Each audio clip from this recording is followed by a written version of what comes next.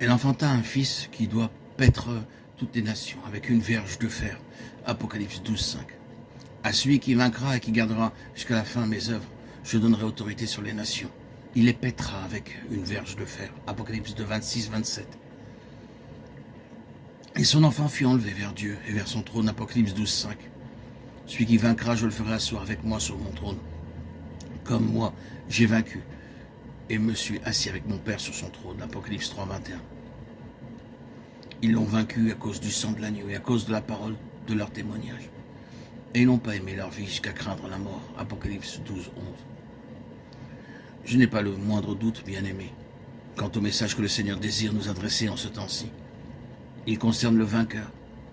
Je suis tout à fait assuré qu'ils sont peu nombreux, sont ceux qui ne seront pas d'accord pour reconnaître que dans le temps où nous sommes de tous les sujets, c'est celui qui avant tout est à considérer.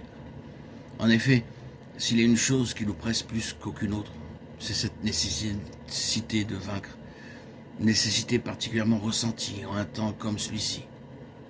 Appliquons-nous dès le début à préparer la voie en vue d'une minutieuse application des choses et considérons plusieurs déclarations concrètes définissant la nature du vainqueur, montrant ce qu'est un vainqueur. Dans la parole, une évidence s'impose sans contexte, à savoir que le vainqueur est d'une importance considérable pour le Seigneur.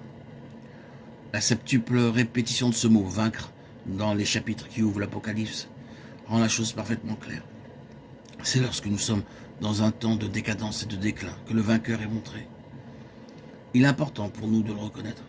C'est quand les choses ne sont pas telles que le Seigneur les désire, alors qu'il a pleinement pourvu à ce qu'elles doivent être, mais qu'elles sont de façon générale tout autres, que le vainqueur est amené à notre connaissance. Il en est toujours ainsi, partout où vous trouvez ce qui répond à la signification du vainqueur, même si le terme lui-même n'est pas mentionné. Ce n'est pas tellement le nom qui importe, mais ce qu'il signifie, ce qu'il représente. Et ceci, vous le trouverez disséminé dans toute la Bible, de la Genèse à l'Apocalypse, apparaissant toujours en un temps où les choses ont sombré par rapport au modèle de Dieu. Gardez bien cette chose en pensée.